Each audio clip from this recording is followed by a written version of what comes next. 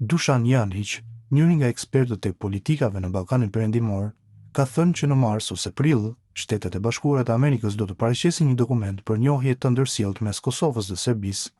Ai ka thënë se dokumenti në fjalë nuk do të jetë non-paper dhe kjo i ka friksuar serbët. Pra në muajin prill dhe mos së largu në muajin maj, është prezantuar draft marrëveshja për njohje reciproke nga Shtetet e Bashkuara të Amerikës, ka deklaruar ai. Këtë deklaratë të Janić e kanë komentuar njohësit e çështjeve politike. Ata thonë se pas zgjedhjeve parlamentare, Kosova ka nisur të largohet nga gjendja kritike drejt një stabiliteti të qëndrueshëm. Nga ana tjetër, sipas tyre, aktualisht Beogradi nuk është i gatshëm për njohje formale të Kosovës.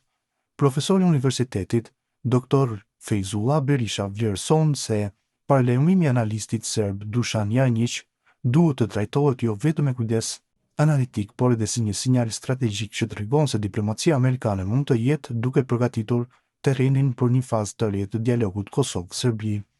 Ky paralajmërim duhet lexuar si një sinjal diplomatik se SBA-ja po teston një fazë të re të procesit, por realizueshmëria e tij varet nga politika e brendshme e Kosovës, pozicioni real i Serbisë dhe konteksti aktual gjeopolitik, thekson Berisha.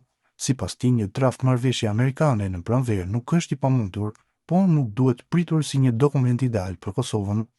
Historikisht, SBA-ja ndërhyn në Ballkan kur krizat rrezikojnë stabilitetin rajonal ose kur synon të mbyll çështje të hapura përpara cikleve të mëdha globale si Ukraina, lindja e mesme apo rivaliteti me Kinën, shpjegon ai.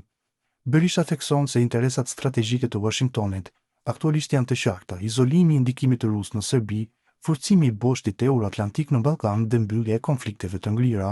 Një draft amerikan do të ishte kompromis gjeopolitik i ftohtë, i shoqëruar me presion bilateral e jo dokument romantik për Kosovën, vlerëson ai. Duke folur për realitetin politik në Kosovë, Berisha e cilëson dobësinë institucionale si sfidë kryesore. Ai përmend polarizimin e thellë politik, mungesën e konsensusit shtetëror, diplomacinë kryesisht reaktive dhe mungesën e një platforme të unifikuar shtetërore.